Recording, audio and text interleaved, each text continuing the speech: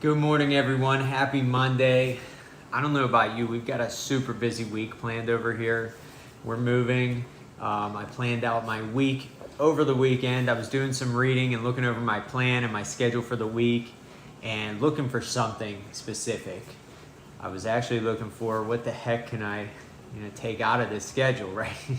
Because it's not too busy or too tight. I've got time for everything I need to do.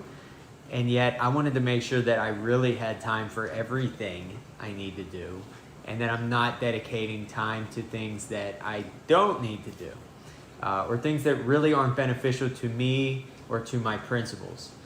So most of the time we base what's important on whether or not it's urgent. However, something can be urgent, right, and not important.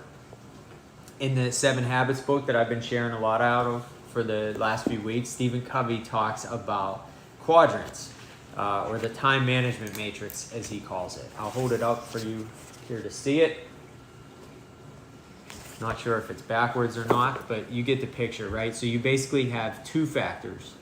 You have importance and you have urgency. So looking at these 2 factors, you end up with 4 quadrants on this matrix because you have tasks that are urgent and important, tasks that are not urgent and yet they're still important, tasks that are urgent, not important, and lastly, tasks that are neither urgent or important. So you have urgent and important, important, not urgent, urgent, not important, and not important, not urgent. Which quadrant do you think we spend most of our time in? It really depends. Some of us spend a lot of time answering phone calls and emails that aren't important, and we tell ourselves, I have to do this now so I don't forget. So we've kind of added our own sense of urgency, but that, making those tasks, as Stephen Covey says, a quadrant 3. Urgent, not important tasks. Some of us, especially, if we're in a position of some importance or leadership, we spend most of our days working on things that are urgent and important, right? So we're putting out fires is what we call this. This is some of the most stressful work that you can do. And usually when people are done with this in their workday, whenever that may be, they look forward to spending time in that 4th quadrant, doing things that are not urgent or important, like watching TV or going to the bar, whatever. Not necessarily things that are bad. It just becomes a matter of priority. And when you look at your schedule, you look at the time you're actually spending, right? Most people aren't spending hardly any time at all in quadrant 2.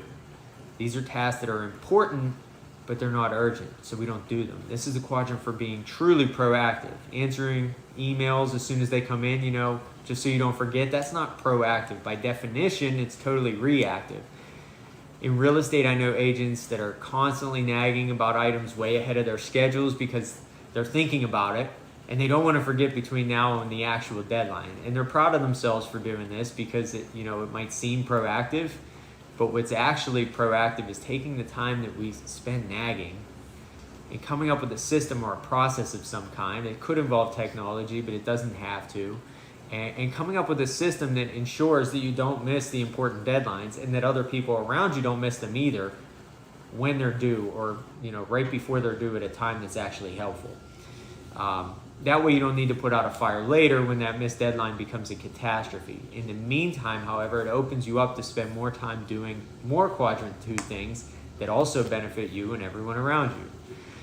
I love this 7 Habits book because, it's a business book, but it gives so many examples based on parenting and so many scenarios that are relatable to us. How many times have you told yourself it's easier to just do it yourself than to try to get your kids to help clean up or do laundry or do dishes? So again, we create urgency, or it's not urgent, so we don't do it. My goal is to block at least some time during this week for those quadrant 2 proactive activities, which is going to be more time than I would spend if I didn't have a plan at all. And yet I'm still making sure that I'm flexible and available to the people who are important to me and the things that are important to me. So I hope you can all do the same with your week. I hope everybody has an awesome week, and I'll talk to you guys later.